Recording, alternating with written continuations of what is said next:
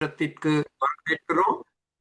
யாராவது இன்று முதல் முறையாக எங்களோடு கலந்து கொண்டிருந்தால் உங்களுக்கு ஒரு விசேஷித்த வரவேற்பு. இன்று நாங்கள் பார்க்க போகும் சங்கீதம் 120. இந்த சங்கீதம் 120 நாங்கள் படிக்க ஆரம்பிக்கும் பொழுது ஆரோகண சங்கீதங்கள் என்று இந்த 15 சங்கீதங்களுக்கு தலைப்புகள் கொடுக்கப்பட்டுள்ளது. உங்களுடைய தமிழ் வேதத்தை கவனமாக பார்த்தால் ஆரோகண சங்கீதங்கள் என்று அழைக்கப்படுகிறது. ஆங்கிலத்தில் சாங்ஸ் ஆஃப் எசன்ஸ். 15 சங்கீதங்கள். இவற்றை ஒரு தொகுப்பாக படிப்பது மிக மிக நல்லது, மிக மிக அவசியம். இதை இன்னும் ஒரு விதத்துல சொல்ல போனா இது பயண சங்கீதங்கள். அடுத்த வாரத்தில் நாங்கள் சங்கீதம் 121 படிக்கும் பொழுது மிகவும் நேசிக்கப்பட்ட சங்கீதம் 121. நாங்கள் பயணங்கள் எடுக்கும் பொழுது, விமான பயணங்கள் எடுக்கும் பொழுது இந்த சங்கீதத்தை வாசித்து தான் அந்த பயணத்தில் நாங்கள் ஈடுபடுவோம். பயண சங்கீதங்கள் என்று சொன்னால், ஆரோகண சங்கீதங்கள் என்று சொன்னால் மேலே ஏறுவது, அநேக படிக்கட்டுகளை பாவித்து மேல் நோக்கி பிரயாணிப்பது, எருசலேம் பட்டணத்தையும் தேவாலயத்தையும் நோக்கி. அதுதான் இந்த சங்கீதங்களின் மூல கருத்து. யூதர்கள் ஒரு வருஷத்துக்கு 3 முறை கடல் மட்டத்திலிருந்து 2800 அடி மேலுள்ள எருசலேமுக்கும் தேவாலயத்துக்கும் யாத்திரியர்களாக செல்வார்கள். அப்படி அவர்கள் குழுக்களாக செல்லும் பொழுது இந்த 15 சங்கீதங்களையும் அவர்கள் ஏறிக்கொண்டே மனப்பாடமாய் பாடுவார்கள். அது எவ்வளவு ஒரு அருமையான காரியம். திரும்பவும் நான் உங்களுக்கு கொடுக்கும் ஒரு சவால், தேவ வசனங்களை மனப்பாடம் செய்வது. அதற்கு ஒரு ஆரம்ப விதமாக சங்கீதம் 121 நீங்கள் இதுவரைக்கும் மனப்பாடம் செய்யாதிருந்தால் அதை மனப்பாடம் செய்யும்படி உங்களுக்கு ஒரு சவால் கொடுக்கிறேன். மிகவும் சுலபம் அந்த அதிகாரத்தை மனப்பாடம் செய்வதற்கு. இப்ப அடுத்த ஸ்லைடில் நாங்கள் பார்க்க போகிறோம். இது ஒரு படம். இது ஆண்டவர் இருந்த காலத்தில் தேவாலயம் எவ்வளவு சிறப்பாக கட்டப்பட்டிருக்கின்றது என்பதை நீங்கள் அவதானிக்க முடியும். இந்த தேவாலயத்திற்கு ஏறுவதற்கு பாதைகள் இருக்கும், படிக்கட்டுகள் இருக்கும். யாத்ரீகள் ஒரு குழுவாகத்தான் எப்பொழுதும் பிரயாணிப்பார்கள். அப்படி குழுவாக பிரயாணிக்கும் பொழுது அவர்கள் சந்தோஷத்தோடு பாடும் 15 பாடல்கள் மனப்பாடமாய். இது எருசலேம் பட்டணம், தேவாலயம், அதை நோக்கி இந்த மக்கள் வருஷத்துக்கு 3 முறை கட்டாயமாக பிரயாணம் எடுக்க வேண்டும். இப்ப அடுத்த ஸ்லைடை பார்ப்போம். அதில் நெக்ஸ்ட் ஸ்லைட்.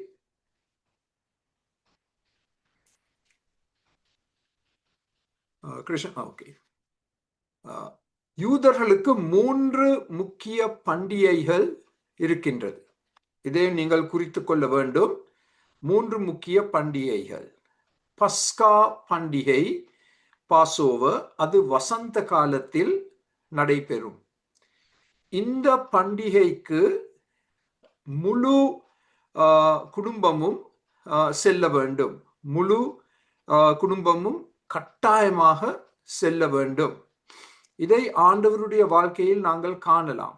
லூக்கா 2:41 அவருடைய தாய் தகப்பன்மார் வருஷம் தோறும் பஸ்கா பண்டிகைகளில் எருசலேமுக்கு போவார்கள். வருஷம் தோறும் என்ற வார்த்தையை கோடிட்டுக் கொள்ளுங்கள். ஒவ்வொரு வருடமும் கண்டிப்பாக இந்த பஸ்கா பண்டிகையை அனுசரிக்க எருசலேமுக்கு செல்ல வேண்டும். 42ஆம் வசனத்தில் அவருக்கு 12 வயதான போது அவர்கள் பெற்றோர் அந்த பண்டிகை முறைமையின்படி எருசலேமுக்கு போய், முறைமையின் படி. இது ஒரு பழக்க வழக்கம். நாங்கள் எப்படி கிறிஸ்துமஸ் பண்டிகையை கொண்டாடுகிறோமோ அதே போல் இவர்கள் யூதர்கள் இந்த பஸ்கா பண்டிகையை அவதானிக்க வேண்டும், அனுசரிக்க வேண்டும் வசந்த காலத்தில். அடுத்த 2 பண்டிகைகளுடைய பேரை கொடுக்கிறேன். பெந்தேகொஸ்தே பண்டிகை, இது கோடை காலத்தில் அனுசரிக்கப்படும் பண்டிகை. கூடார பண்டிகை, யூத மக்கள் 7 நாட்களாக கூடாரங்களில் வாழ்வார்கள். அவர்கள் வனாந்திரத்தில் பிரயாணிக்கும் பொழுது அந்த கூடார வாழ்க்கையை நினைவு கூறும் விதமாக இலையுதிர் காலத்தில் இந்த பண்டிகை கொண்டாடப்படும், அனுசரிக்கப்படும். பெந்தேகொஸ்தே பண்டிகை ஒரு விவசாய பண்டிகை. எல்லா அறுவடை பண்டிகை என்று கூட அதை சொல்லலாம், அறுவடை பண்டிகை. இதெல்லாம் 3 முக்கிய பண்டிகைகள். எங்களுக்கு இன்று கிறிஸ்தவர்களாக பெரிய வெள்ளிக்கிழமை, ஈஸ்டர் பண்டிகை, கிறிஸ்துமஸ் பண்டிகை, எப்படி அந்த 3ம் மிக முக்கியமான பண்டிகைகளாக அமைகிறதோ அதே போல் யூத மக்களுக்கு இந்த 3ம் மிக முக்கிய பண்டிகைகள். அப்போ ஒரு கேள்வியை நாங்கள் கேட்கலாம், அவங்க ஏன் இந்த பாடல்களை பாட வேண்டும்? இந்த 15 அதிகாரங்களையும் ஏன் அவர்கள் மனப்பாடம் செய்து பாடல்களாக பாட வேண்டும்? அதற்கான பதில்களை நாங்கள் இப்பொழுது அடுத்த ஸ்லைடில் பார்க்க போகிறோம். முதலாவதாக, தேவனை சந்திக்க ஆயத்தப்படுத்த. தேவனை சந்திக்க வேண்டும் என்றால் ஆயத்தத்தோடு நாங்கள் செல்ல வேண்டும். இன்று நாங்கள் தேவாலயத்துக்கு செல்லும் பொழுது கையில பைபிளை எடுத்துக்கொண்டு போவோம். நான் எப்பொழுதும் வற்புறுத்தி சொல்வது, குறிப்பு புத்தகம் கையில இருக்க வேண்டும், ஒரு பேனா இருக்க வேண்டும், உள்ளம் சுத்திகரிக்கப்பட்டிருக்கப்பட வேண்டும். நாங்கள் ஒரு ஆயத்தத்தோடு செல்கிறோம் தேவாலயத்துக்கு. அப்பொழுதுதான் முழுமையான ஆசீர்வாதத்தை பெற்றுக்கொள்ள முடியும். அதே போல் தேவனை சந்திக்க இந்த 15 பாடல்களும் பாடப்படும் ஆயத்தமாக. 2ஆம் காரணம், இந்த பாடல்கள் தேவனை ஆராதனை செய்வதற்காக பாடப்படும் பாடல்கள். தேவனை ஆராதனை செய்வதற்கு இன்று கூட நாங்கள் பாடல்களை பெரிதளவில் பாவிக்கின்றோம். 3வது, இந்த பாடல்களை பாடுவதன் மூலமாக உள்ளத்தில் இருக்கும் ஆவல் வெளிப்படுத்தப்படுகிறது. உள்ளத்தில் இருக்கும் ஆவல் வெளிப்படுத்தப்படுகிறது. இந்த ஆவல் மிக சிறப்பாக சங்கீதம் 84 எடுத்து சொல்லப்பட்டுள்ளது. சங்கீதம் 84:1 சேனைகளின் கர்த்தாவே, உமது வாசஸ்தலங்கள் எவ்வளவு இன்பமானவைகள். வாசஸ்தலங்கள் என்று சொன்னால் தேவன் வசிக்கும் இடம், தம் மக்கள் மத்தியில், தேவாலயத்தில். 2ஆம் வசனத்தில், என் ஆத்துமா கர்த்தருடைய ஆலய பிரகாரங்களின் மேல் வாஞ்சையும் தவனமுமாய் இருக்கிறது. என் இருதயமும் என் மாம்சமும் ஜீவனுள்ள தேவனை நோக்கி கெம்பீர சத்தமிடுகிறது. பாருங்கள், எவ்வளவு அழகாக உள்ளத்தில் இருக்கும் ஆவல் இந்த வசனங்களில் வெளிப்படுத்தப்படுகிறது. மாத்திரமல்ல, வெளியரங்கமாக எல்லாரும் கேட்கக்கூடிய விதத்தில் செலுத்தப்படும் துதிகள். எங்கள் இடத்திலும் இப்படிப்பட்ட உள்ளத்தின் ஆவல் காணப்பட வேண்டும். எங்கள் தேவனை தரிசிக்க, அவரை ஆராதனை செய்வதற்காக. இந்த பாடல்களை பாடுவதற்கு இன்னும் ஒரு காரணம் இருக்கு. யூத மக்கள் தங்கள் நம்பிக்கையை வெளிப்படுத்துவதற்காக. ஆங்கிலத்துல hope, to express their hope.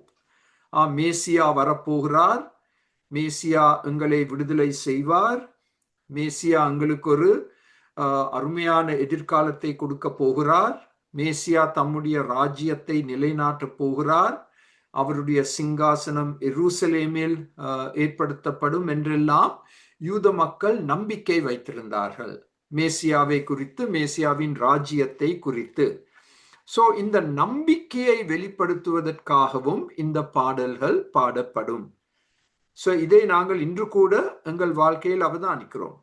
விசேஷமாக ஒரு மரண அடக்க ஆராதனையில் எங்களுக்கு நாங்கள் நேசிக்கும் ஒருவர் கர்த்தருக்குள் நித்திரை அடையும் பொழுது எங்கள் நம்பிக்கையை வெளிப்படுத்த நாங்கள் பாடல்களை பாடுகிறோம்.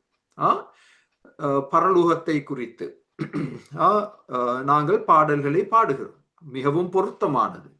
ஸோ நம்பிக்கையை வெளிப்படுத்தும் பாடல்கள் மாத்திரமல்ல, இந்த 15 பாடல்களும் பாடப்படுவதற்கு இன்னும் ஒரு காரணம் இருக்கு. ஒருவர் ஒருவரை உற்சாகப்படுத்துவதற்காக. எருசலேமை நோக்கி பிரயாணம் எடுக்கும் இந்த யூத மக்கள், தேவ மக்கள் எல்லாரும் ஆவிக்குரிய விதத்தில் ஒரே மட்டத்தில் இல்லை. சிலர் மிகவும் அதைரியப்பட்டு எருசலேமுக்கு பிரயாணம் எடுப்பார்கள். சிலர் வியாதியோடு எருசலேமுக்கு பிரயாணம் எடுப்பார்கள். அதனால் அப்படிப்பட்டவர்களை உற்சாகப்படுத்துவதற்காக இந்த பாடல்கள் பாடப்படும். சோ இதிலிருந்து நாங்கள் ஒரு காரியத்தை நேரடியாக சொல்லிவிடலாம். பாட்டுக்களில் இருக்கும் வல்லமை, பாட்டுக்களில் இருக்கும் வல்லமை, அதை நாங்கள் மறக்க கூடாது. பாட்டுகளில் இருக்கும் வல்லமை. சோ நாங்கள் பாட்டுக்கள் பாடுவதை நிப்பாட்டக்கூடாது. நாங்கள் மௌனமா இருக்கக்கூடாது. நாங்கள் உரத்த சத்தத்தோடு, கெம்பீர சத்தத்தோடு இந்த பாடல்களை உற்சாகத்தோடு, விசுவாசத்தோடு, நம்பிக்கையோடு, எதிர்பார்ப்போடு நாங்கள் எப்பொழுதும் பாட வேண்டும். அது இந்த பாடல்கள் பாடப்படுவதற்கான சில முக்கிய காரணங்கள். இப்ப அடுத்த ஸ்லைடை நாங்கள் பார்த்தால், ஆராதனை செய்வது ஒரு மாபெரும் சிலாக்கியம். அதையும் நாங்கள் மறக்கக்கூடாது. ஆராதனை செய்வது, அதுவும் கூட்டு ஆராதனை, மற்ற விசுவாசிகளோடு ஒன்று சேர்ந்து ஆண்டவரை ஆராதிப்பது ஒரு மாபெரும் சிலாக்கியம். அப்படி நாங்கள் ஆண்டவரை ஆராதிக்கும் பொழுது பெற்றுக்கொண்ட ஆசீர்வாதங்களை வர முடியாதவர்களோடு நாங்கள் பகிர்ந்து கொள்ள வேண்டும். இந்த சங்கீதத்திலிருந்து நாங்கள் கற்றுக்கொள்ளக்கூடிய ஒரு மிக பெரிய பாடம் இந்த பாடம். ஸோ உங்களுக்கு தெரியும், ஒவ்வொரு ஞாயிற்றுக்கிழமையும் எல்லோரும் தேவாலயத்துக்கு வர மாட்டார்கள், வெவ்வேறு காரணங்களுக்காக. ஆனால் தேவாலயத்துக்கு வந்து ஆராதனையில் ஈடுபட்டு வீடு திரும்புபவர்களுடைய ஒரு பொறுப்பு இருக்கு. என்ன பொறுப்பு? அவர்கள் பெற்றுக்கொண்ட ஆசீர்வாதங்களை பகிர்ந்து கொள்ளுதல், வர முடியாதவர்களோடு பகிர்ந்து கொள்ளுதல். அது இன்று கொஞ்சம் சுலபம் செய்வதற்கு. ஏனென்றால் எங்களுக்கு வாட்ஸ்அப் இருக்கு, எங்களுக்கு இமெயில் இருக்கு, PDF இருக்கு, ரெக்கார்டிங்ஸ் இருக்கு. இவற்றையெல்லாம் நாங்கள் நல்ல முறையில் பாவித்து வர முடியாதவர்களை நாங்கள் உற்சாகப்படுத்துவது, இதை நாங்கள் எல்லாரும் கண்டிப்பாக செய்ய வேண்டும். Don't keep the blessing to your self. ஆசீர்வாதத்தை உங்களோடு அதை பூட்டி வைக்க வேண்டாம், அதை நாங்கள் வெளிப்படுத்த வேண்டும். நான் ஒவ்வொரு நாளும் ஒவ்வொரு வாரமும் திங்கட்கிழமை இப்படிப்பட்ட கூட்டங்களுக்கு வர முடியாதவர்களுக்கு PDF-ஐயும் ரெக்கார்டிங்கையும் அனுப்பி வைப்பேன். ஏன்? நீங்கள் ஏதோ ஒரு காரணத்துக்காக உங்களால் வர முடியல, இப்போ நாங்கள் பெற்றுக்கொண்ட ஆசீர்வாதத்தை உங்களோடு பகிர்ந்து கொடுக்கிறோம். இதுக்கு செவி கொடுங்க, இதற்கு செவி கொடுங்க. இதை நீங்கள் கொஞ்சம் ஆழமாக சிந்தனை செய்து பாருங்கள். அப்படி நாங்கள் செய்யும் பொழுது அவர்களுக்கு ஒரு புது உற்சாகம் வரும். அடுத்த வாரம் கண்டிப்பாக தவறாமல் தேவாலயத்துக்கு வருவது, இப்படிப்பட்ட பாடங்களில் ஈடுபடுவது, அந்த உற்சாகம் தானாகவே வர ஆரம்பிக்கும். இந்த சங்கீதத்தை நாங்கள் எந்த விதத்தில் நாங்கள் பார்க்க வேண்டும்? பயணத்தை எடுக்க முடியாத ஒரு பயணியின் பாடல் உணர்வுகள். எருசலேமுக்கு போக வேண்டும் என்று துடிச்சு கொண்டிருந்தார், ஆனால் அவரால் போக முடியவில்லை. அதுக்கு காரணமும் கொடுக்கப்பட்டுள்ளது. ஸோ அவர் ஒரு எரிச்சல் என்று கூட சொல்லலாம். எருசலேமுக்கு தேவனை ஆராதிக்க செல்பவர்களை அவர் பார்த்து அவர் தன்னுடைய உள்ளத்தில் ஒரு கவலையோடு ஒரு எரிச்சலோடு இந்த சங்கீதத்தை அவர் பாடினார், எழுதினார், தம்முடைய உணர்ச்சிகளை வெளிப்படுத்துகிறார். இந்த சங்கீதத்தை எழுதிய சங்கீதக்காரனின் ஒரு மாபெரும் போராட்டம் இருக்கு. அந்த போராட்டம் என்ன? அவருக்கு விரோதமாக நீதிமன்றத்தில் வழக்கு கொண்டு வரப்பட்டிருந்தது. அந்த வழக்கில் பொய் சாட்சிகள் அவருக்கு விரோதமாக கொண்டு வந்த குற்றச்சாட்டுகள். அவர் எருசலேமுக்கு சென்றிருந்தால் அவர் சமூகம் அளிக்காதபடியால் நீதிமன்றத்தில் அவர் நிலைமை இன்னும் மோசமாகி இருக்கும். ஸோ இதுதான் அவருடைய இங்கிலீஷ்ல நாங்கள் பாவிக்கும் வார்த்தை டைலெமா என்ற வார்த்தை. ஐயோ, நான் தேவாலயத்துக்கு செல்ல வேண்டும், அந்த படிகளை ஏற வேண்டும், இந்த 15 பாடல்களையும் நான் பாட வேண்டும், மற்றவர்களை நான் உற்சாகப்படுத்த வேண்டும் என்று ஒரு பக்கத்தில் அவருக்கு ஒரு மன ஆர்வம். ஆனால் மற்ற பக்கத்தில் அவருக்கு விரோதமாக நீதிமன்றத்தில் வழக்கு, பொய் சாட்சிகள். ஸோ நான் நீதி மன்றத்துக்கு செல்லாமல் இருந்தால் அது அவருடைய நிலைமையை இன்னும் மோசமாக்கும். அவர் குற்றவாளி என்பதை எல்லாரும் ஏற்றுக்கொள்ள போகிறார்கள். So he was caught in this dilemma. இந்த பிரச்சனையில் அவர் அகப்பட்டிருந்த நேரத்தில் மிக அழகாக அவர் பாடிய இந்த பாடல் தம்முடைய உணர்ச்சிகளை வெளிப்படுத்த. இந்த சங்கீதம் ஒரு மிக சுருக்கமான சங்கீதம், 7 வசனங்கள். இந்த 7 வசனங்களை வைத்து இந்த சங்கீதத்தை நாங்கள் இந்த 3 விதமாக பிரிக்க முடியும். வசனம் 1 அவருடைய நெருக்கம், வசனம் 2, 3 அவருடைய எதிரிகள், இந்த பொய் நாவுகள், வசனம் 7 யுத்தம். இந்த சத்துருக்கள் இப்பொழுது யுத்தத்தில் ஈடுபட தயாராகி விட்டார்கள். சட்டத்தை தங்கள் கைகளில் எடுத்துக்கொண்டு யுத்தத்தில் ஈடுபட ஆயத்தமாகி விட்டார்கள். சோ இந்த 3ஐயும் நாங்கள் மையமாக வைத்து இந்த சங்கீதத்தை நாங்கள் பார்க்க வேண்டும். நெருக்கம், பொய்நாவுகள், யுத்தம். இப்ப அடுத்த ஸ்லைடை பார்க்க போகிறோம். சோ இதை நாங்கள் இந்த சங்கீதக்காரனின் பார்வையில் இருந்து 3ஆக நாங்கள் பிரிக்க போகிறோம். முதலாவது, அதனால் தான் இதை நாங்கள் சிவப்பில் போட்டிருக்கிறோம், நான் தன்னுடைய நிலைமையை எடுத்து சொல்றார். நான் மிகவும் நெருக்கப்பட்டேன், ஒடுக்கப்பட்டேன். அந்த மிகவும் என்ற வார்த்தையை நீங்கள் கோடிட்டு கொள்ள வேண்டும். முதல் 2 வசனங்கள், என் நெருக்கத்திலே, அந்த வார்த்தை வருது, என் நெருக்கத்திலே கர்த்தரை நோக்கி கூப்பிட்டேன், அவர் எனக்கு செவி கொடுத்தார். கர்த்தாவே, பொய் உதடுகளுக்கும் கபட நாவுக்கும் என் ஆத்துமாவை தப்புவியும். இங்கே கவனிக்க வேண்டிய காரியம், இது ஒரு ஆத்தும போராட்டம், சரீர போராட்டம் அல்ல.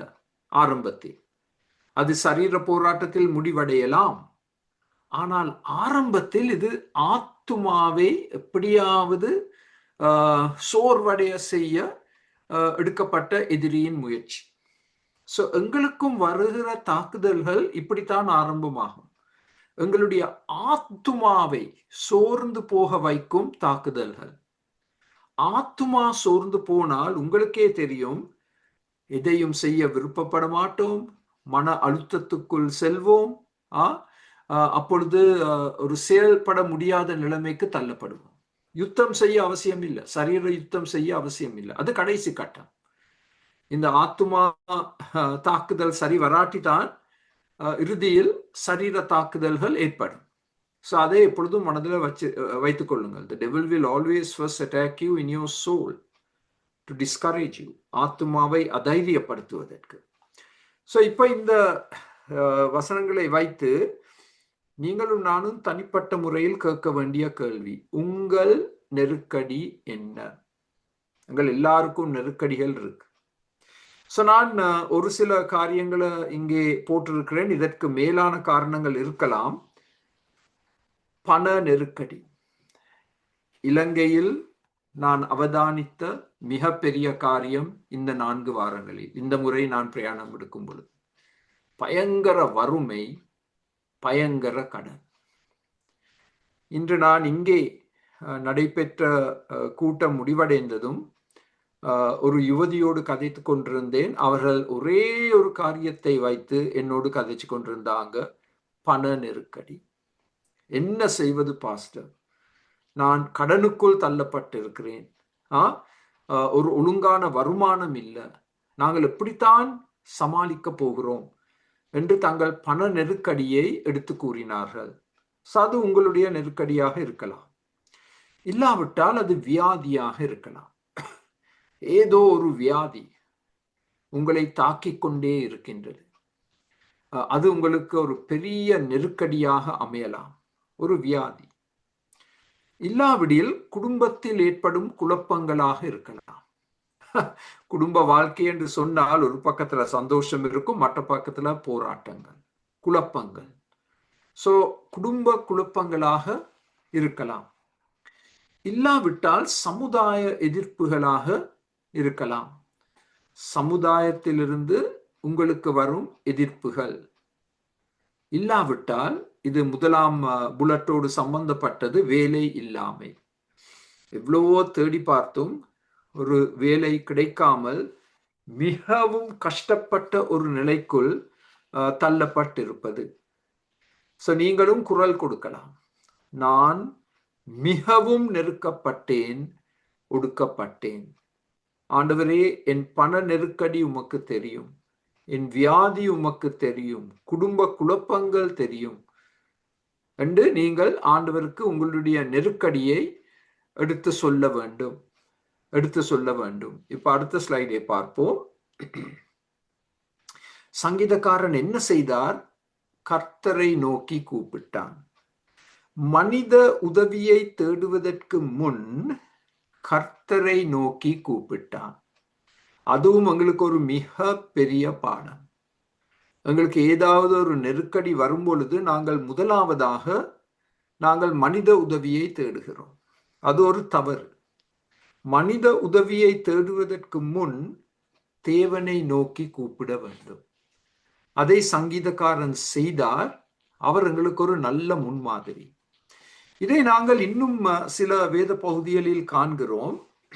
நான் மிகவும் நேசிக்கும் சங்கீதம் 34 6ஆம் வசனத்தில், இந்த ஏழை கூப்பிட்டான், கர்த்தர் கேட்டு அவனை அவன் இடுக்கண்களுக்கெல்லாம் நீக்கலாக்கி ரட்சித்தார்.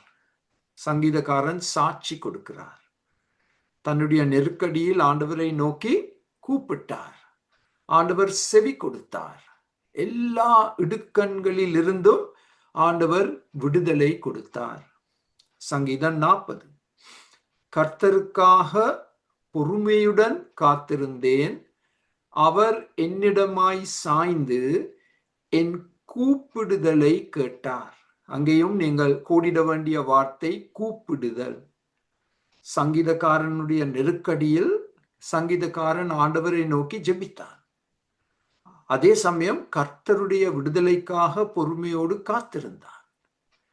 ஆண்டவர் செவி சாய்த்து ஆண்டவருடைய நேரத்தில் ஒரு அற்புத விடுதலையை சங்கீதக்காரனுக்கு கொடுத்தார். சங்கீதம் 50, ஆபத்து காலத்தில் என்னை நோக்கி கூப்பிடு. திரும்பவும் அந்த கூப்பிடு என்ற வார்த்தை. நான் உன்னை விடுவிப்பேன், நீ என்னை மகிமைப்படுத்துவாய். நான் ஒரு முறை இந்த ஒரு வசனத்தை 3ஆக பிரித்து ஒரு பிரசங்கத்தை கொடுத்தேன். ஆண்டவரை நோக்கி கூப்பிட வேண்டும், ஆண்டவருடைய விடுதலை எப்படி வரும், அப்பொழுது எங்களுடைய மறுமொழி நாங்கள் ஆண்டவரை மகிமைப்படுத்துதல். இந்த வசனங்களை நீங்கள் எடுத்து காண்பிக்க வேண்டும் கஷ்டத்தில் இருப்பவர்களுக்கு, நெருக்கடியில் இருப்பவர்களுக்கு. யாக்கோபு 5:13, உங்களில் ஒருவன் துன்பப்பட்டால் அவன் ஜெபம் பண்ண கடவன். பழைய ஏற்பாட்டில் வாசித்த எல்லா வசனங்களையும் யாக்கோபு ஒரு வாக்கியத்துல எங்களுக்கு எடுத்து சொல்றார். நாங்கள் துன்பப்பட்டால், கஷ்டப்பட்டால் நெருக்கடியில் இருந்தால் என்ன செய்ய வேண்டும்? ஜெபிக்க வேண்டும். ஆண்டவரை நோக்கி நாங்கள் கூப்பிட வேண்டும். நாங்கள் சந்தோஷமாக இருந்தால் சங்கீதங்களை பாடி நாங்கள் ஆண்டவரை கொண்டாட முடியும். ஒரு வசனத்தில் 2 வித்தியாசமான உணர்ச்சிகள், 2ஐயும் யாக்கோபு நமக்கு சுட்டி காட்டுகிறார். இப்ப அடுத்த ஸ்லைடை பார்ப்போம். கர்த்தர், சங்கீதக்காரன் ஜெபித்தான், சங்கீதக்காரன் ஆண்டவரை நோக்கி கூப்பிட்டான். அப்ப ஆண்டவர் என்ன செய்தார்? ஆண்டவர் செவி கொடுப்பார். அதன் அர்த்தம் என்னவென்றால், ஆச்சரிய அதிசய பதில்கள் காத்திருக்கின்றது. அதையும் தயவு செய்து எழுதி கொள்ளுங்கள். ஆச்சரியமான, எதிர்பாராத அதிசய பதில்கள் காத்திருக்கின்றது.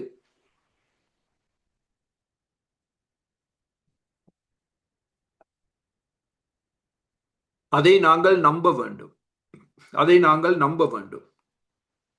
Very surprising, unexpected, miraculous deliverance. பிறகு சங்கீதக்காரன் தன்னுடைய ஜெபத்தில் அவனுடைய பிரச்சனையின் காரணத்தை சுட்டி காட்டுகிறார். பொய் உதடுகள், கபட நாவுகள். நீதிமன்றத்தில் அவருக்கு விரோதமாக வழக்கு கொண்டு வரப்பட்டிருந்தது. அந்த வழக்கில் செயல்பட்ட பொய் சாட்சிகள், பொய் நாவுகள். இதில் நாங்கள் கவனிக்க வேண்டிய முக்கிய பாடம், நாவு வார்த்தைகள் ஆயுதமாக பாவிக்கப்படுதல். இது பிசாசின் ஒரு தலை சிறந்த ஒரு தந்திரம். வாயை பாவிப்பது, வார்த்தைகளை பாவிப்பது ஒரு வல்லமையான ஆயுதம்.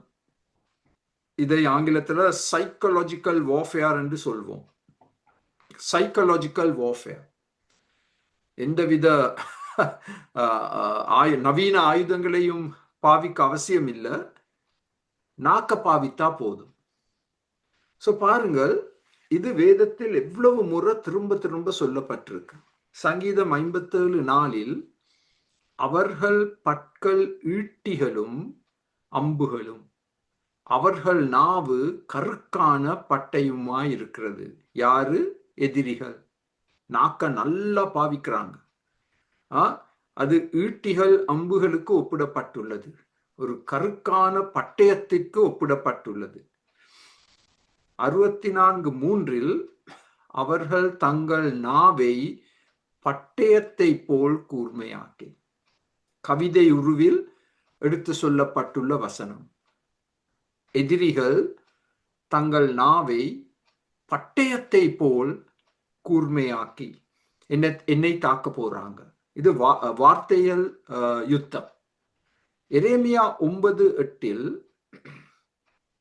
எரேமியா தன்னுடைய எதிரிகளை விவரிக்கும் பொழுது, அவர்கள் நாவு கூர்மையாக்கப்பட்ட அம்பு, அது கபடம் பேசுகிறது.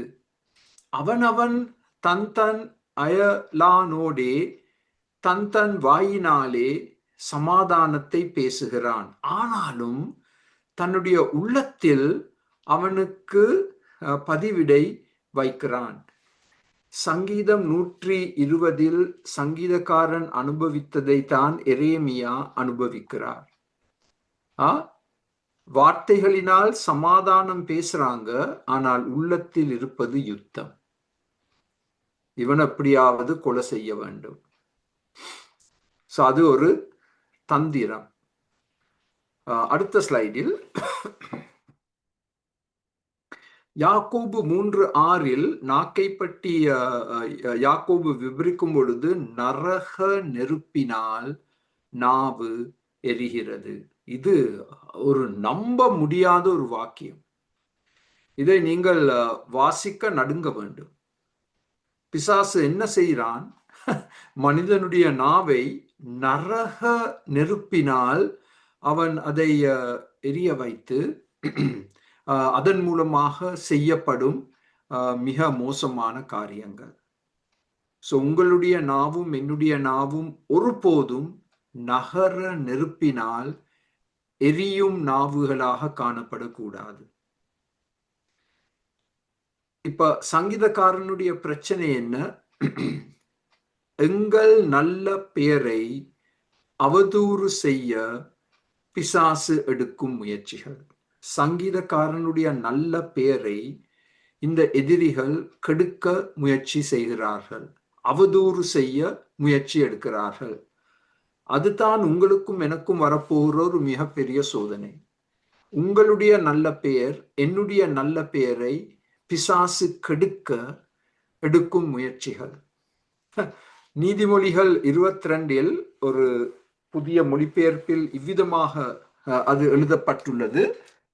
அதிக செல்வத்தை விட நட்பெயரே விரும்பத்தக்கது, வெள்ளியையும் தங்கத்தையும் விட நன்மதிப்பை பெறுவதே சிறந்தது. இந்த வசனம் எங்களுடைய மனதில், உள்ளத்தில் ஆழமாக எழுதப்பட்டிருக்க வேண்டும். எங்களுடைய நட்பெயரை, நன்மதிப்பை நாங்கள் காக்க வேண்டும்.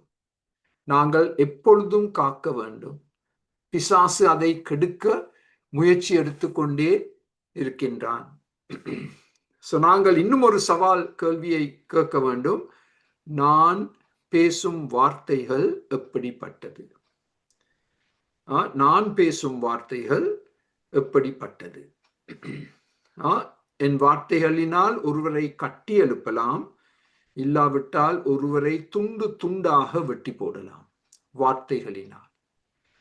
நாங்கள் எவ்வளவு ஜாக்கிரதையாக இருக்க வேண்டும். அதனால் தான் சங்கீதக்காரன் ஜெபித்தான், என்னுடைய வாய்க்கு காவல் வைத்தருளும். என்னுடைய வாய்க்கு காவல் வைத்தருளும். என்னுடைய வாயிலிருந்து தகாத வார்த்தைகள் எதுவும் புறப்படக்கூடாது, கோப வார்த்தைகள் எதுவும் புறப்படக்கூடாது. காவல் வைத்தருளும், அதை பூட்டி வைத்தருளும். சங்கீதக்காரனுடைய நெருக்கடி, சங்கீதக்காரன் ஜெபிக்கிறார், சங்கீதக்காரனுடைய எதிரிகளை விபரித்தார், அவர்கள் பாவிக்கும் ஆயுதத்தை எடுத்து காண்பித்தார். இப்பொழுது அவர் நிச்சயமாக சொல்ல போகும் ஒரு காரியம், தேவன் அனுப்பும் நியாய தீர்ப்பு.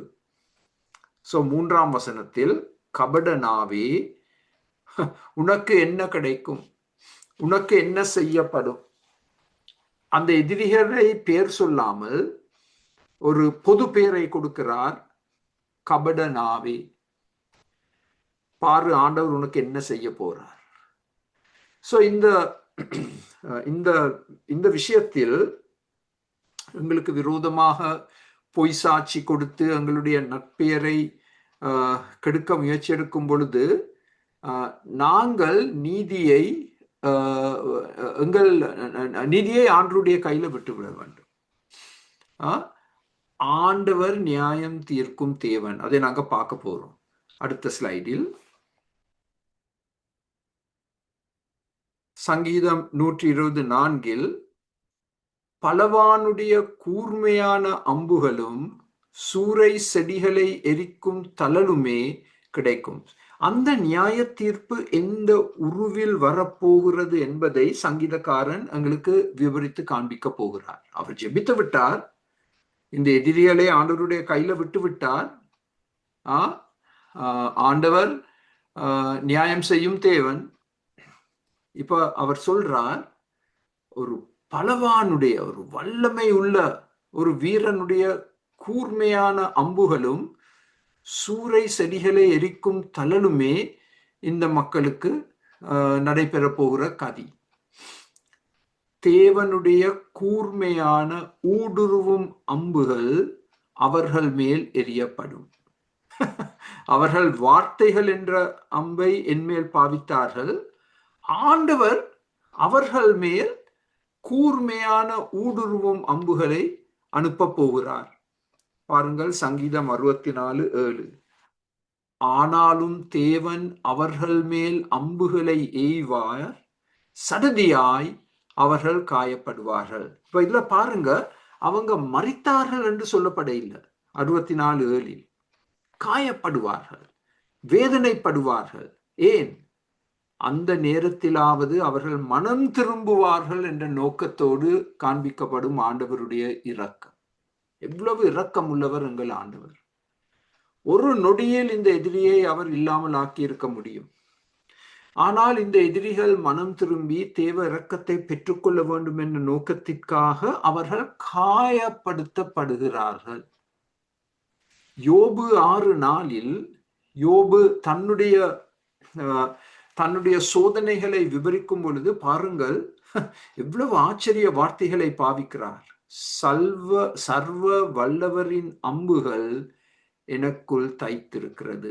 ஆங்கிலத்தில் மிக அழகாக the arrows of God have penetrated me. சர்வ வல்லவரின் அம்புகள் எனக்குள் தைத்திருக்கிறது.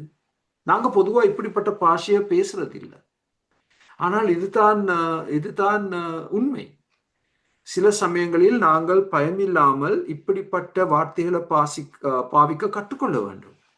ஒரு நெருக்கடி நேரத்தில் அந்த நெருக்கடியை நானே கொண்டு வந்திருந்தால் ஆண்டவர் என்னை நியாயம் தீர்க்கும் பொழுது என்ன வார்த்தைகளை நான் சொல்ல வேண்டும்? யோபு 6:4 சர்வ வல்லவரின் அம்புகள் எனக்குள் தைத்திருக்கிறது.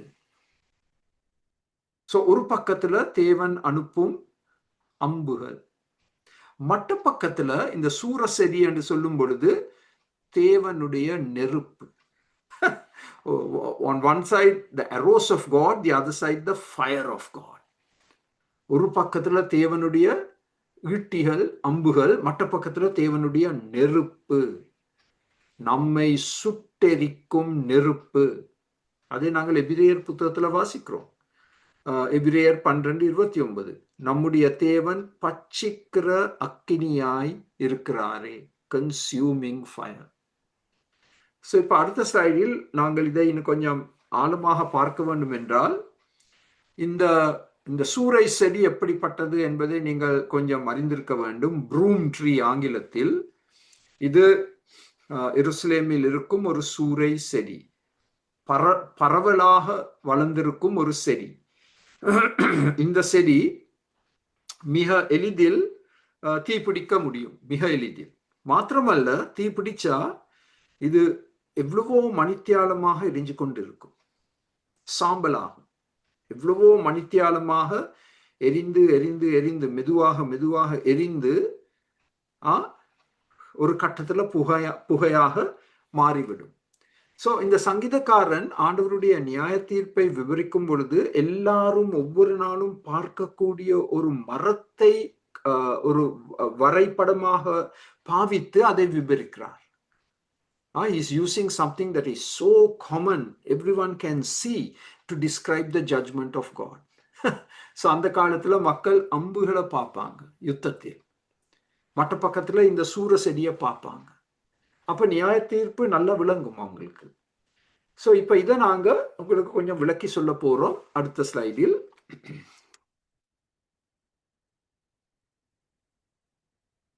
தேவனுடைய நியாய தீர்ப்பை குறித்து இந்த குறிப்புகள்.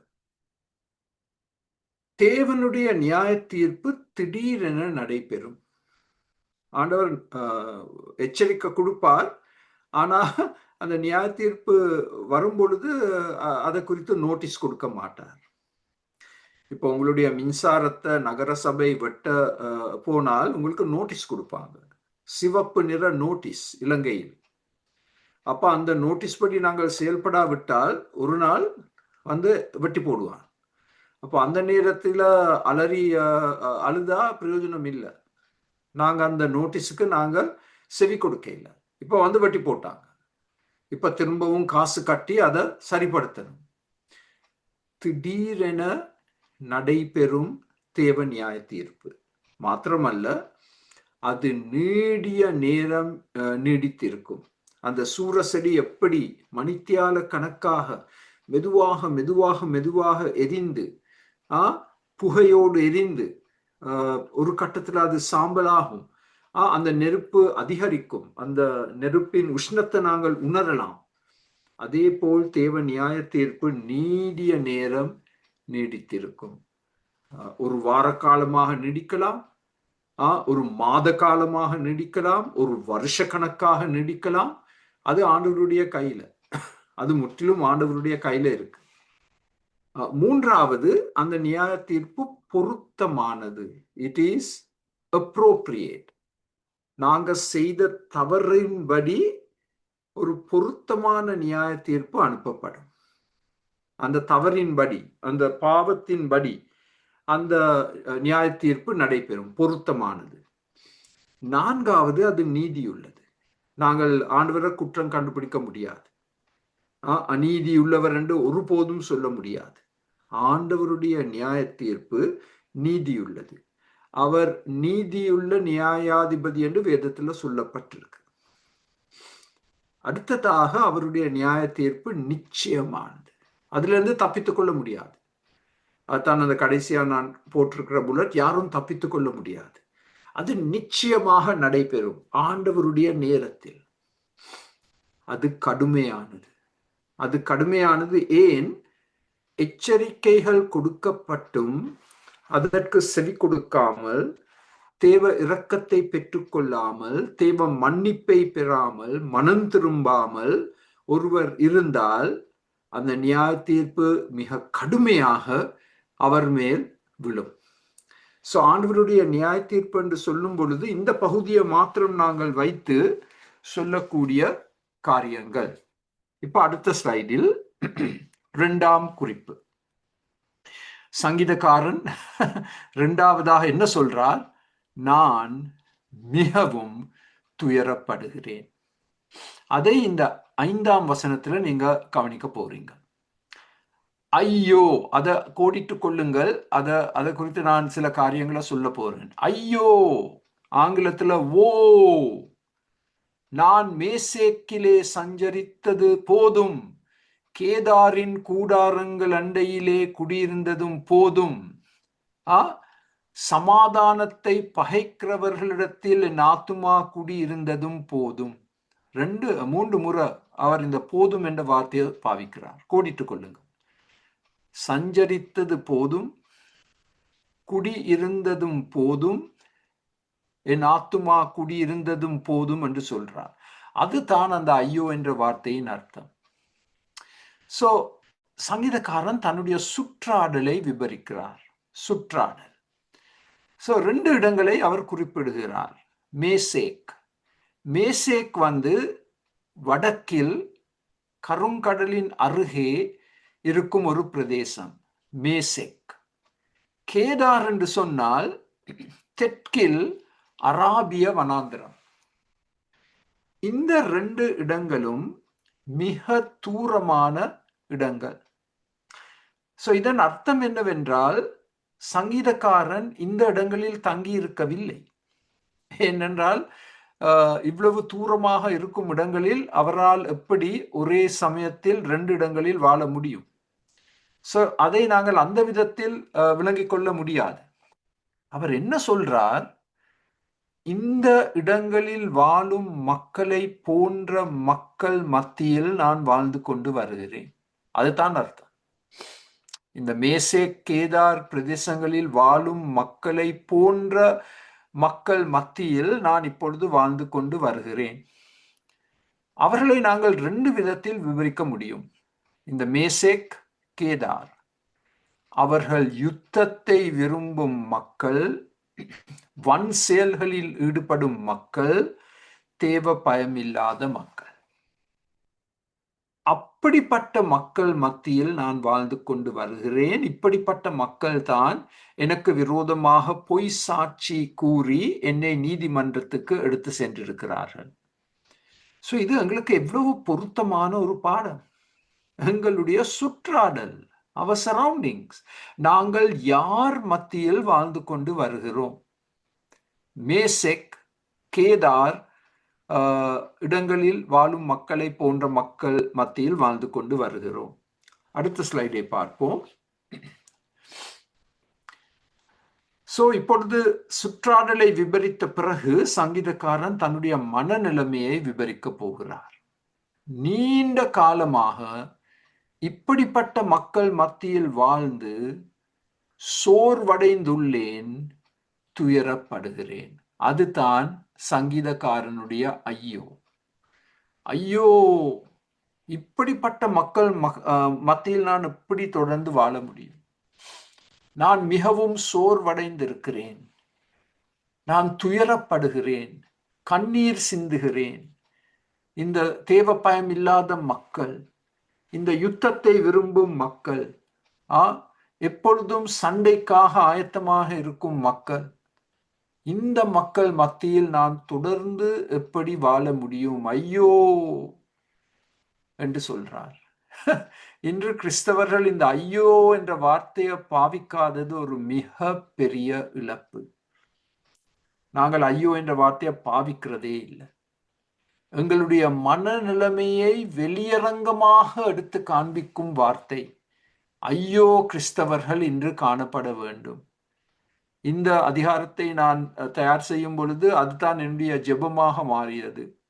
அல்லேலூயா கிறிஸ்தவர்கள் எவ்வளவோ பேர் இருக்கிறாங்க, எதுக்கும் அல்லேலூயான்னு சொல்லி போடுவாங்க. ஐயோ கிறிஸ்தவர்கள் தங்களுடைய சுற்றாடலை குறித்து, அவிசுவாசிகளை குறித்து, தங்கள் சமுதாயத்தில் இருக்கும் பாவங்களை பார்த்து துயரப்படும் மக்கள், துயரப்படும் விசுவாசிகள் எவ்வளவு குறைவு.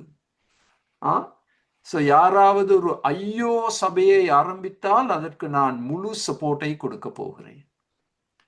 நீங்கள் ஒரு சபையை கட்டி எழுப்பும் பொழுது அதற்கு கொடுக்கப்பட வேண்டிய ஒரு பொருத்தமான பெயர் ஐயோ சபை, ஐயோ திருச்சபை. சிந்தித்து பாருங்கள். அல்லேலூயா திருச்சபை என்று சொல்வது மிக சுலபம். ஐயோ திருச்சபை என்று சொல்வது எவ்வளவு கஷ்டம், எவ்வளவு அவசியமானது. இதை நாங்கள் இன்னும் கொஞ்சம் ஆழமா பார்க்க போனா யாக்கோபு 1:27 படிக்கின்றோம், உலகத்தால் கரைபடாத படிக்கு நாங்கள் நம்மை காத்து கொள்ள வேண்டும். இப்படிப்பட்ட மக்கள் மத்தியில் வாழும் பொழுது நாங்கள் மிக எளிதில் கரைபடலாம். அது நடக்காமல் இருக்க நாங்கள் எங்களை காத்துக்கொள்ள வேண்டும். யூதா 23 மாம்சத்தால் கரைப்பட்டிருக்கிற வஸ்திரத்தையும் வெறுத்து தள்ளுங்கள். இப்படிப்பட்ட மக்களுடைய வாழ்க்கை முறை, அவர்களுடைய கரைப்பட்டிருக்கிற வஸ்திரங்களை கூட தொட வேண்டாம். 2 பேதுரு 2:7 லோத்தை குறித்து சொல்லப்பட்டுள்ளது, அக்கிரமக்காரருக்குள். அதுதான் இந்த மக்கள், இந்த யுத்தத்தை விரும்பும் மக்கள், இந்த தேவ பக்தி இல்லாத மக்கள். அக்கிரமக்காரருக்குள் வாசமாய் இருக்கையில் அவர்களுடைய காம விகார நடக்கையால் வருத்தப்பட்டு.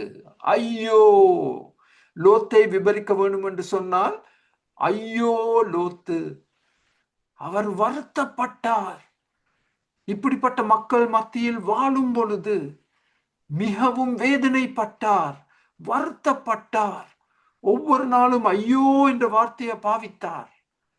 இப்ப பாருங்கள் அடுத்த ஸ்லைடில், அதே 2 பேதுரு 2:8, நாள்தோறும், உங்களோட பைபிள்ல தயவு செய்து அந்த வார்த்தையை கோடிட்டுக் கொள்ளுங்கள். நாள்தோறும் அவர்களுடைய அக்கிரம கிரியைகளை கண்டு கேட்டு நீதியுள்ள தன்னுடைய இருதயத்தில் வாதிக்கப்பட்ட நீதிமானாகிய லோத்தை அவர் ரட்சித்திருக்க. இந்த ஒரு வசனத்தை வைத்தே ஒரு பெரிய பிரசங்கத்தை நாங்கள் கொடுக்க முடியும். ஒவ்வொரு நாளும் லோத் 2 காரியங்களினால் தாக்கப்பட்டார்.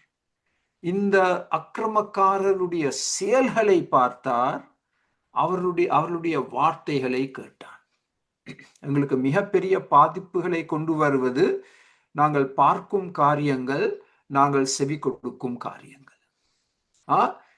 தன்னுடைய ரட்சிக்கப்பட்ட இருதயத்தில் அவன் வாதிக்கப்பட்டு, அவன் மிகவும் துக்கமடைந்து வேதனைப்பட்டு அவரை ஆண்டவர் ரட்சித்தார். யாரை? லோத்தை.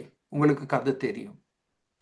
எபிரேயர் 11 மோசேயை குறித்து சொல்லப்படும் பொழுது அநித்தியமான பாவ சந்தோஷங்களை அனுபவிப்பதை பார்க்கிலும் தேவனுடைய ஜனங்களோடே துன்பத்தை அனுபவிப்பதையே தெரிந்து கொண்டு. மோசே, ஐயோ மோசே, அவர் துன்பத்தை அனுபவிக்க தம்மை ஒப்பு கொடுத்தார். எவ்வளவோ பாவ சந்தோஷங்களில் சிற்றின்பங்களில் ஈடுபட்டிருக்கலாம். அவருக்கு அந்த பட்டம் பதவி இருந்தது.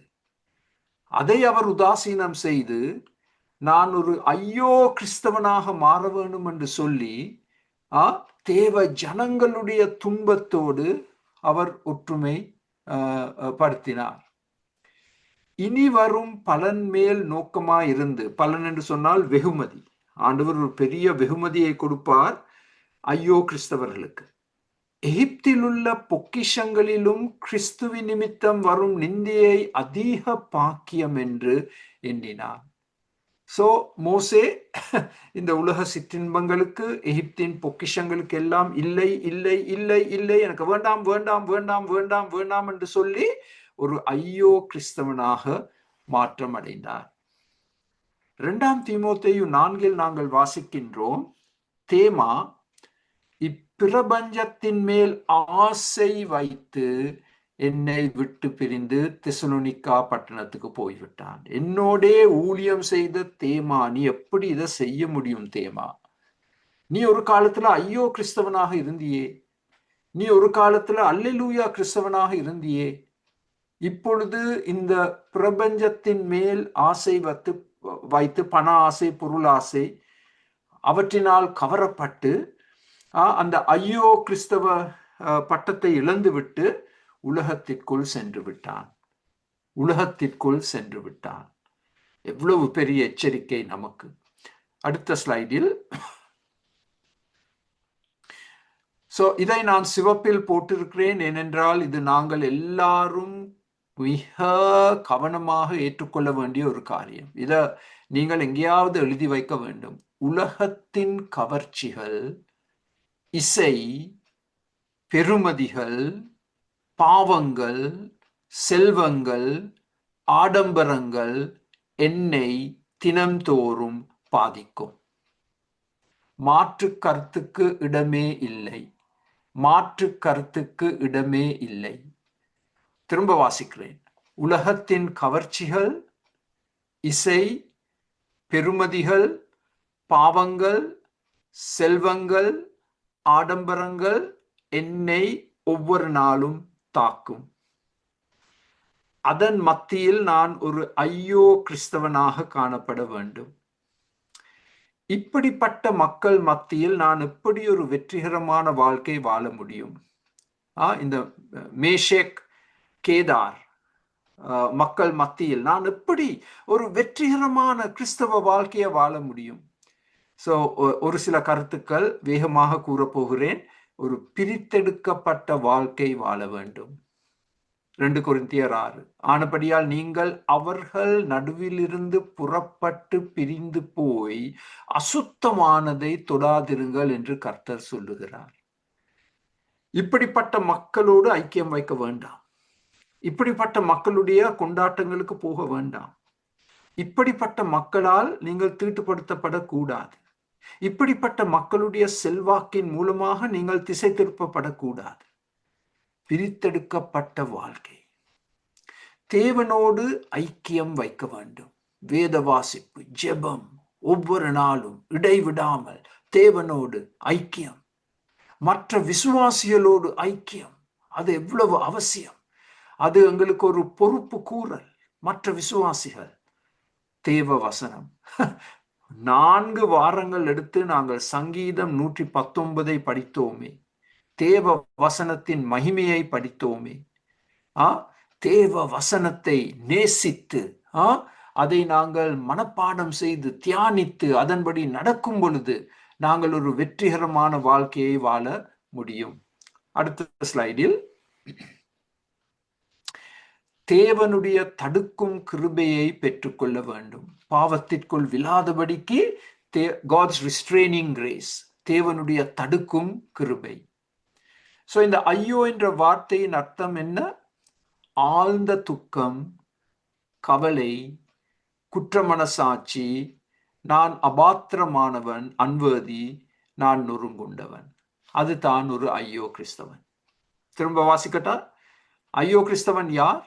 ஆழ்ந்த துக்கம், கவலை, குற்ற மனசாட்சி, அபாத்திரமானவன், நொறுங்குண்டவன். இதற்கு ஒரு தலை சிறந்த உதாரணம் ஏசாயா. அப்பொழுது ஏசாயா, ஐயோ அதமானேன், அதமானேன் என்று சொன்னா, நான் துண்டு துண்டாக பிளவுபட்டிருக்கிறேன். பரிசுத்த தேவனே, நான் உண்மை தரிசித்த பொழுது நான் துண்டு துண்டாக பிளக்கப்பட்டிருக்கிறேன். அதமானேன், ஐயோ, நான் அசுத்த உதடுகளுள்ள மனுஷன், அசுத்த உதடுகளுள்ள ஜனங்களின் நடுவில் வாசமாய் இருக்கிறவன். என்னுடைய கண்கள் சேனைகளின் கர்த்தரை தரிசித்ததே. நாங்கள் இப்படிப்பட்ட பாஷை பேசுவது எவ்வளவு குறைவு. இன்றிருந்து நீங்கள் ஐயோ என்ற வார்த்தையை பாவிப்பீங்களா? அல்லேலூயா கிறிஸ்தவர்கள் அநேகர் இருக்கிறார்கள், ஆண்டவருக்கு ஸ்தோத்திரம். ஐயோ கிறிஸ்தவர்களின் எண்ணிக்கை மிக மிக மிக குறைவு. இன்று நாங்கள் எங்களை ஒப்புக் கொடுப்போம். இன்று தொடக்கம் அல்லேலூயா கிறிஸ்தவத்தை விட்டுவிட வேண்டாம். ஆனால் அதை பார்க்கிலும் மேலதிகமாக ஒரு ஐயோ கிறிஸ்தவனாக காணப்பட வேண்டும், துயரப்பட வேண்டும். இப்ப அடுத்த ஸ்லைடில் இதை மிக அழகாக அஞ்சனா சகோதரி ரெண்டு படங்களை பாவித்து எங்களுக்கு விவரித்திருக்கிறார். இந்த படத்தின் முதல் பகுதி அல்லேலூயா கிறிஸ்தவர்கள். இவர்களை மிக எளிதில் அடையாளம் கண்டு கொள்ள முடியும். ஆண்டவர் அவர்களை ஆசீர்வதிப்பாராக. அல்லேலூயா கிறிஸ்தவர்கள் கைகளை தூக்கி எப்பொழுதும் அல்லேலூயா அல்லேலூயா அல்லேலூயா என்று சொல்லி கொண்டிருப்பாங்க. ஆனா இந்த இரண்டாம் படத்தை பாருங்க. முழங்கால் படியிட்டு தலைய கூட தூக்க முடியாமல் அந்த அவமானத்தில், அந்த வெக்கத்தில் ஐயோ கிறிஸ்தவர்கள். இந்த இரண்டாம் படத்தில் நீங்களும் நானும் அங்கத்தவர்களாக காணப்பட வேண்டும். ஐயோ கிறிஸ்தவன். இப்ப அடுத்த ஸ்லைடை பார்க்க போகிறோம். மூன்றாவது பிரிவு, நான் சமாதானத்தை விரும்புகிறேன், நான் சமாதானத்தை நாடுகிறேன், அவர்களோ நான் பேசும்போது யுத்தத்துக்கு எத்தனைப்படுகிறார்கள். நாங்கள் எல்லாரும் விரும்பும் உலகம் எப்படிப்பட்ட உலகம்? யுத்தம் இல்லாத உலகம். இந்த ஷலாம், சமாதானம் என்ற வார்த்தையின் அர்த்தம் முழுமை, நிறைவு, ஆரோக்கியம், ஃபுல்னஸ் அண்ட் ஹீலிங். அதுதான் அந்த வார்த்தையின் அர்த்தம். சமாதானம் என்ற வார்த்தையின் அர்த்தம் ஷலாம், முழுமை, நிறைவு, ஆரோக்கியம். மத்தேயு 5:9 உங்களுக்கு தெரியும், சமாதானம் பண்ணுகிறவர்கள் பாக்கியவான்கள், அவர்கள் தேவனுடைய புத்திரர் எனப்படுவார்கள். சமாதானத்தை நேசிக்கிறவர்கள் பாக்கியவான்கள் என்று சொல்லப்படவில்லை, சமாதானம் பண்ணுகிறவர்கள், சமாதான ஊழியத்தில் ஈடுபட்டிருக்கிறவர்கள். ரோமர் 12:18 கூடுமானால் உங்களால் ஆன மட்டும் எல்லா மனுஷரோடும் சமாதானமா இருங்கள். அவங்க சண்டை போட ரெடி, ஆனால் நாங்கள் எங்களை சமாதானத்துக்கு ஒப்பு கொடுத்திருக்கிறோம். எல்லா மனுஷரோடும், உற்றார் உறவினர், அயலார், சபையார் எல்லாரோடும் நான் சமாதானமாக வாழ வேண்டும். அதற்காக நான் என்னை அர்ப்பணிக்க வேண்டும். அடுத்த ஸ்லைட். இது நான் மிக வேகமாக எடுத்து சொல்ல போறேன். இந்த சங்கீதத்தில் இருந்து நம்முடைய கர்த்தர் யார்? இந்த சங்கீதத்தில் இருந்து முதலாவது, ஜெபத்தை கேட்டு பதில் கொடுக்கும் தேவன். இரண்டாவது, பாவிகளான மனிதர்களிடமிருந்து வந்த பயங்கர எதிர்ப்புகளை சகித்தவர், அவர்தான் எங்கள் தேவன். எபிரேயர் 12:3. ஆகையால் நீங்கள் இளைப்புள்ளவர்களாய் உங்கள் ஆத்துமாக்களிலே சோர்ந்து போகாதபடிக்கு தமக்கு விரோதமாய் பாவிகளால் செய்யப்பட்ட விதமான விபரீதங்களை சகித்த அவரையே நினைத்துக் கொள்ளுங்கள், கர்த்தராகிய இயேசு கிறிஸ்து.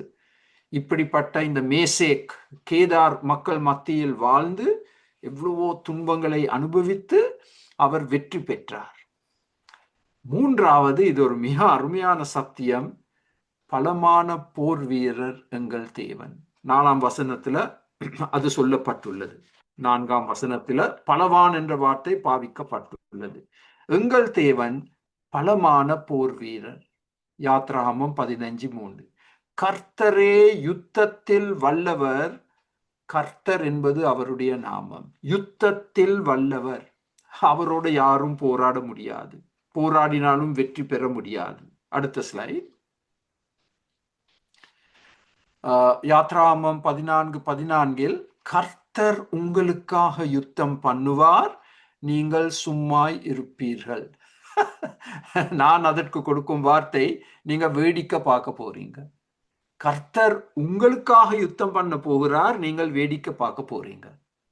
யோசுவா 10:14 இப்படி கர்த்தர் ஒரு மனிதனுடைய சொல் கேட்ட அந்நாளை யுத்த நாள் அதற்கு முன்னுமில்லை அதற்கு பின்னுமில்லை, கர்த்தர் இஸ்ரவேலுக்காக யுத்தம் பண்ணினார்.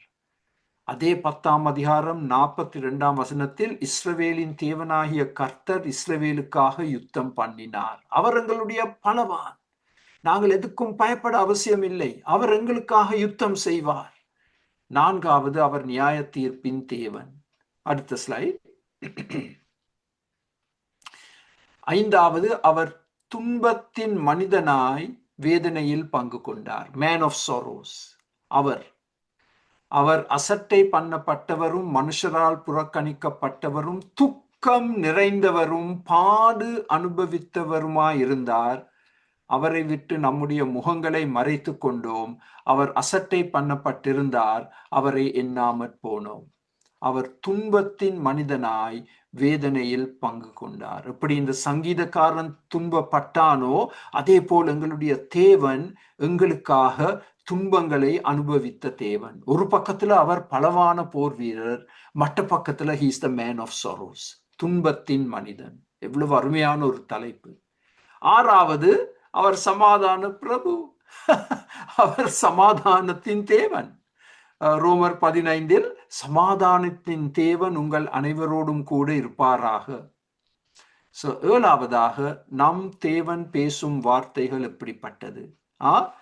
இந்த வார்த்தைகள் மூலமாக யுத்தம் செய்தார்கள் என்று படித்தோம். நம் தேவன் எப்படி பேசுவார்? கிருபையின் வார்த்தைகளை பேசுவார்.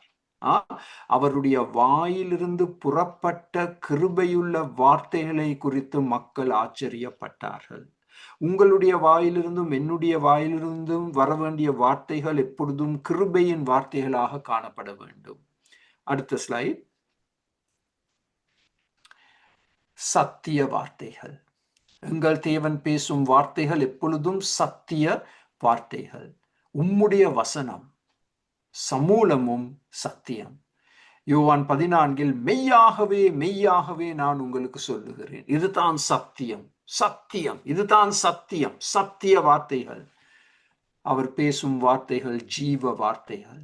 நான் உங்களுக்கு சொல்லுகிற வசனங்கள் ஆவியாயும் ஜீவனாயும் இருக்கிறது. இறந்த எங்களை உயிர்ப்பிக்கும் வார்த்தைகள். அதனால் தான் தேவ வசனத்தை நாங்கள் வாசிக்கின்றோம். இறந்த எங்கள் ஆத்துமாவை உயிர்ப்பிக்கும் ஜீவ வார்த்தைகள். நம்முடைய தேவன் பேசும் வார்த்தைகள் கிருபையுள்ள வார்த்தைகள், சத்திய வார்த்தைகள், ஜீவ வார்த்தைகள். நான் நினைக்கிறேன் அதோட பாடம் முடிவடையும். இன்னும் ஒரு ஸ்லைட் இருக்கா Krishanthan? Is there another slide? நான் நினைக்கிறேன் இதோட பாடம் முடிவடைகிறது என்று. நாங்கள் ஜெபிப்போம். அதற்கு பிறகு நீங்கள் உங்கள் கேள்விகளை கேட்க முடியும். எவ்வளவு அருமையான சங்கீதம் ஆண்டவரே! 7 வசனங்கள். இதை நாங்கள் வாசித்திருக்கிறோம். ஆனால் எந்தவித விளக்கமும் இல்லாமல் அதை விட்டுவிட்டு மற்ற வேத பகுதிகளுக்கு சென்றிருக்கிறோம். அதனால் எங்களுக்கு ஏற்பட்டிருக்கும் ஆவிக்குரிய இழப்பு, அதை குறித்து மனம் வருந்துகிறோம். இன்று ஆண்டவரே எங்கள் எல்லோரையும் அல்லேலூயா கிறிஸ்தவர்கள் என்ற முறையில் மாத்திரமல்ல, நாங்கள் எங்களை ஐயோ கிறிஸ்தவர்கள் என்ற முறையில் நாங்கள் எங்களை அடையாளம் காட்ட எங்களுக்கு கிருபை தாரும். எங்கள் உள்ளத்தில் இருக்கும் பாவத்தை குறித்து நாங்கள் துயரப்பட வேண்டும். சமுதாயத்தில் இருக்கும் பாவத்தை குறித்து நாங்கள் துயரப்பட வேண்டும். எங்களை ஐயோ கிறிஸ்தவர்களாக மாற்றி அமைத்தருளும். அப்பொழுதுதான் எங்களுடைய வாழ்க்கையிலும் சமுதாயத்திலும் நாட்டிலும் உலகத்திலும் மாபெரும் மாற்றங்கள் ஏற்பட முடியும். இன்று எங்களோடு கலந்து கொண்டு ஒவ்வொருவரையும் கண்ணோக்கி பாரும் ஆசீர்வதியும் பலப்படுத்தும். இயேசுவின் நாமத்தில் ஜெபங்களும் பிதாவே, ஆமேன். அடுத்த வாரத்தில் you don't want to miss it, Psalm 121. நாங்கள் மிகவும் நேசிக்கும் சங்கீதம் 121 விட்டு விட வேண்டாம். மற்றவர்களும் அந்த பாடத்தில் கலந்து கொள்ள அவர்களை உற்சாகப்படுத்துங்கள். இன்னும் சில மணித்தியாலங்களில் நாங்கள் மார்க் 16 படிக்க போகிறோம். 10 நபர்களுக்கு ஆண்டவர் அவர்களுடைய பெயரை சொல்லி பயப்படாதே என்று சொன்ன அந்த 10 நபர்களை பார்க்க போகிறோம். தேவதூதன் கூறி